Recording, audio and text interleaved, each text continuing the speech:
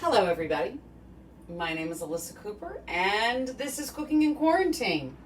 So today is the last day of our ground turkey week.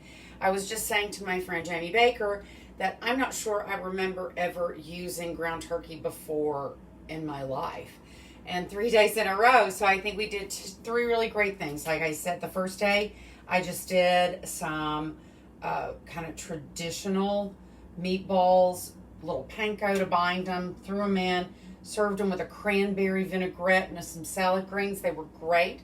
Yesterday I made a Korean-inspired sauce to cook it in, and we ate it with lettuce leaves, which was fantastic. Although I will say, we wanted something a little bit more stick to your ribs. It was so light and so refreshing, but fantastic. So today, I'm going to do a turkey chili. So I already got it this morning, and I got my turkey cooked here. So the first thing I'm going to do is transfer the cooked turkey to my Dutch oven. Now, this recipe wanted me to just go and put the aromatics directly into this pan. That didn't feel right to me. So I'm going to now, with all of the leftover oog from the turkey, I'm going to add just a little bit more oil. And a shout out to my friends in South Africa, Babylon Storing. I'm very excited. There's a boat coming in soon that's going to have mono-varietal olive oils. Hello, Carolyn. How are you? So let's get going. This is starting to warm up. And what do I have over here? Already chopped up. I have about, let me just make sure I get myself right. I've got a pound of turkey. I've got about a cup of onions chopped. So let me get that going here. Here my oil is sizzling. There's my cup of onions going in. Bang, bang. And I'm just going to make sure that these are all broken up and not clumped up in any weird way. Da-da-da-dee. And I think I'm going to turn my heat down ever so slightly. You would think that I was trying to cook speed cook over here. There we go. That's better.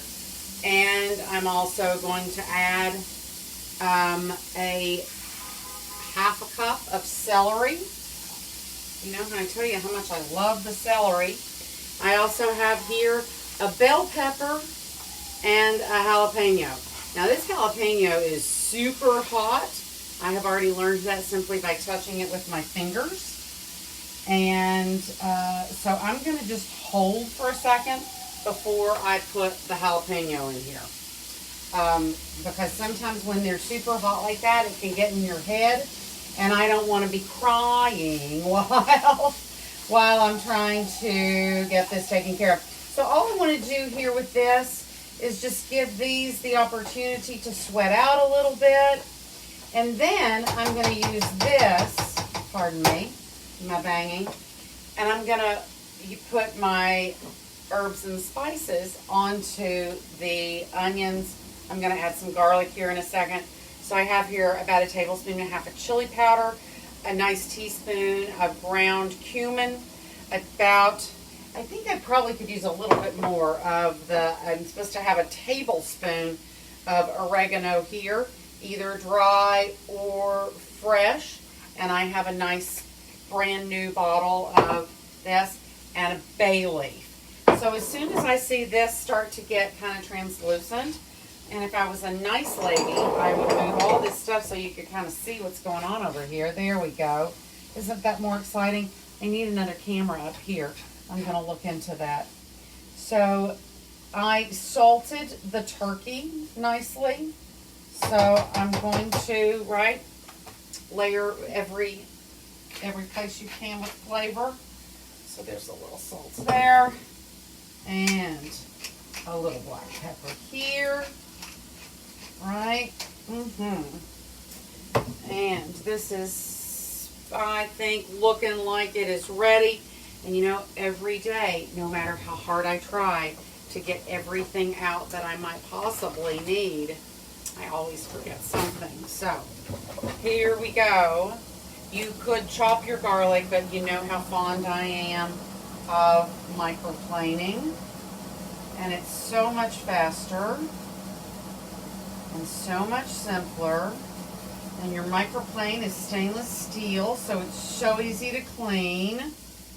And there we go. Let's just see if I can get the last of that in there. Ah, perfect. So I hope everybody is well today. I got up extra early this morning because I had to pick up a delivery of 16 cases of wine, which are all currently in the hallway outside my house. So I'm going to have to be a really good neighbor here in just a few seconds and start cleaning that up. So I'm putting all of my herbs and spices, and I'm just going to toss that around here in my onions and my stuff. And the reason I'm doing this is that this is supposed to be a quick chili.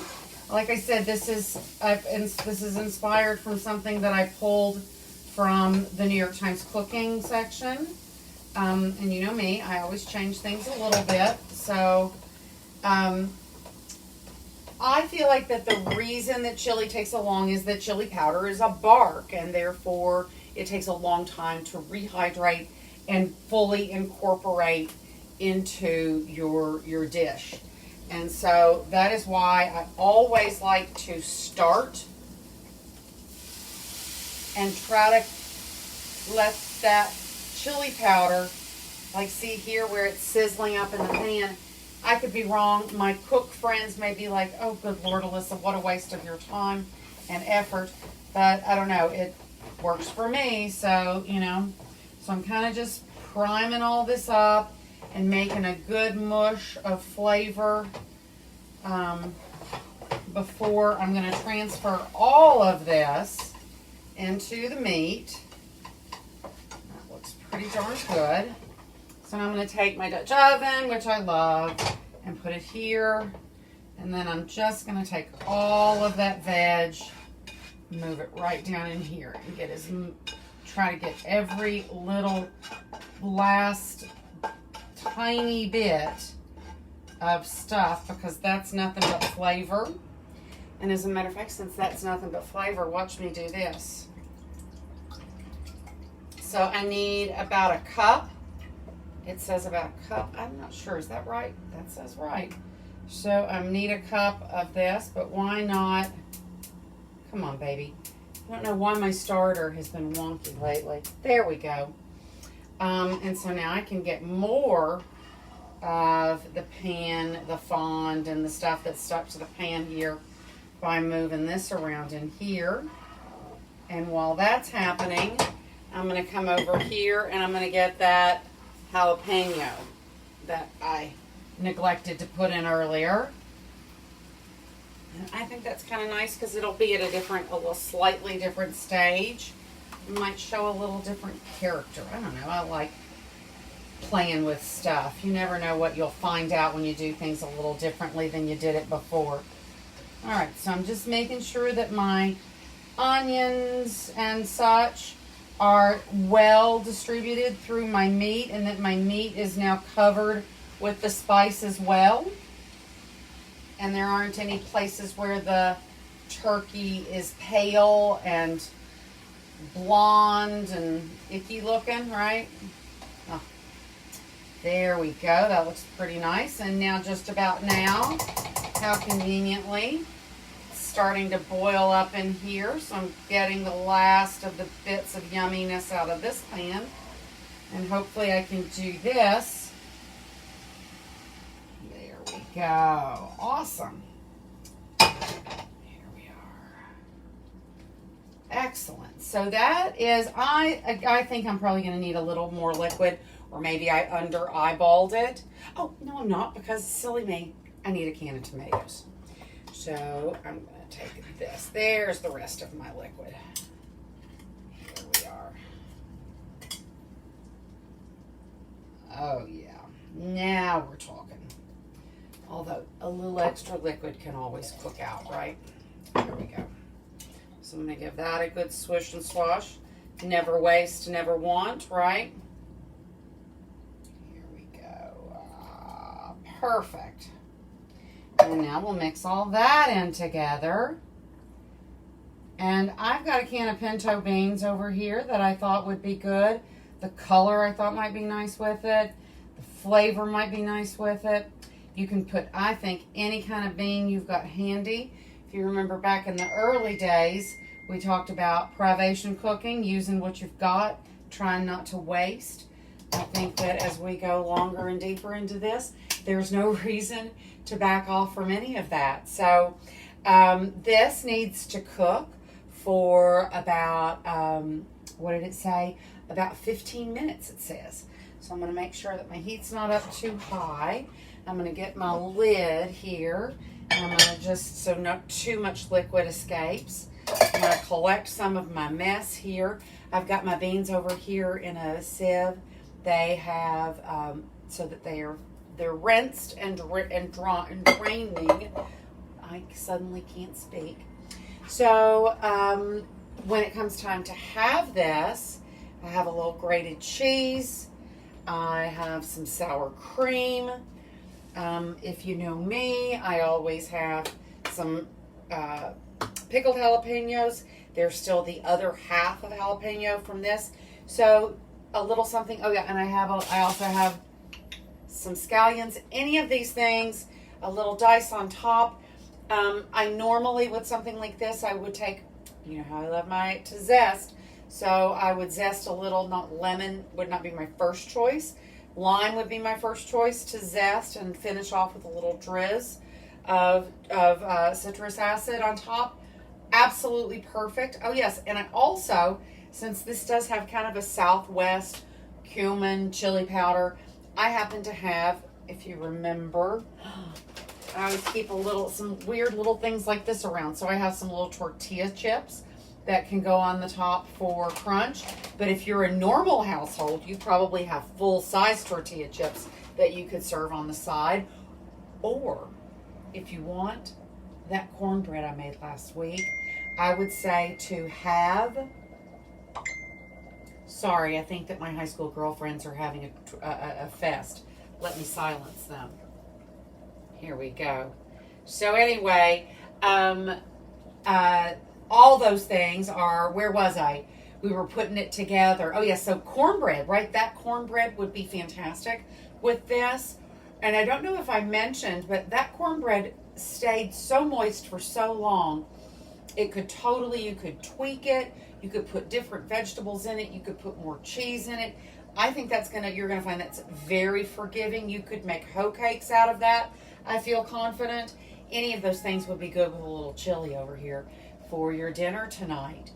So guys, it's the end of the week, and I'm hopeful, since I have all of this brand new wine that I'm loading in this afternoon, that maybe this weekend I'll do get together some wine tasting events or some talking about wine videos going.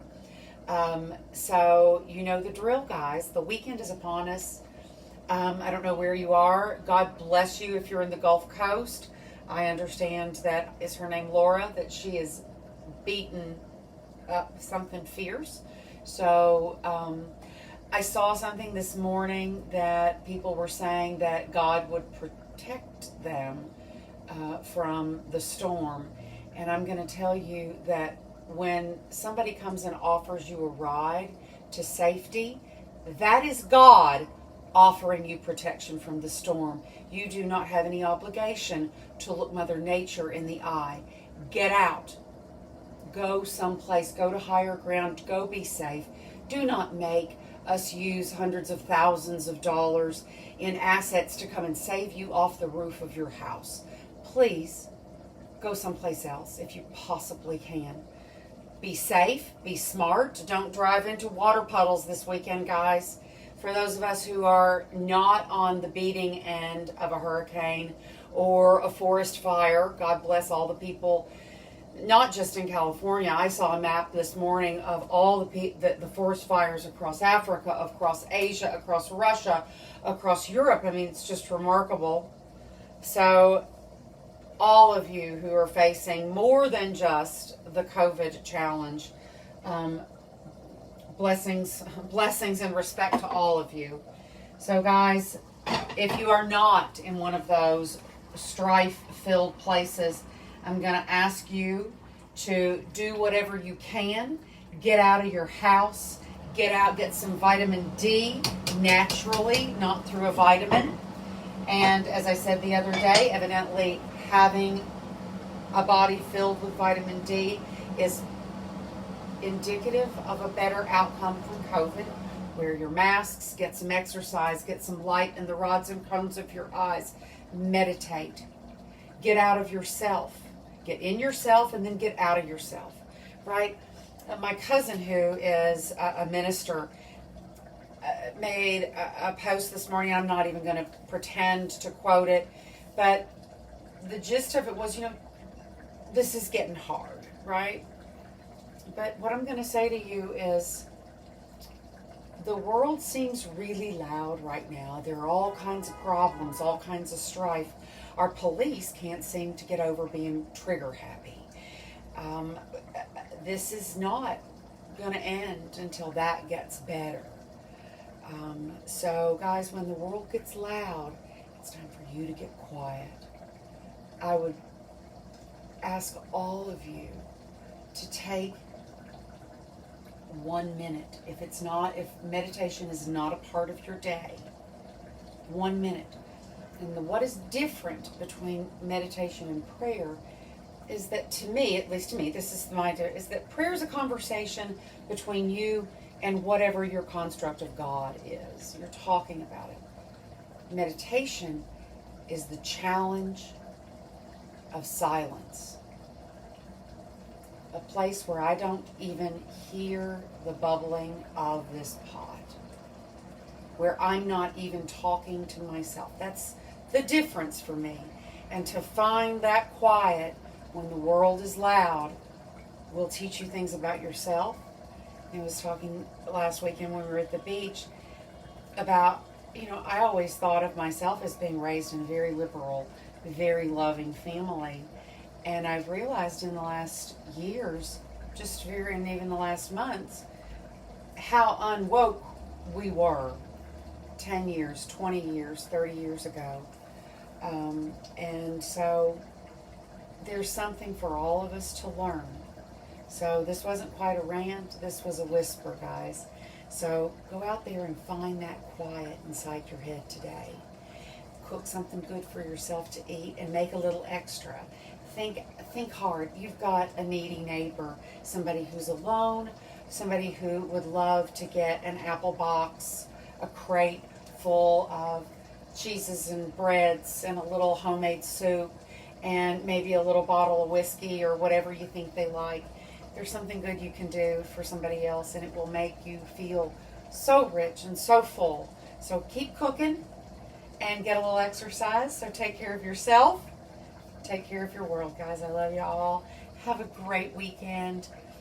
And if you pray to God that our law enforcement officers will stop executing black men.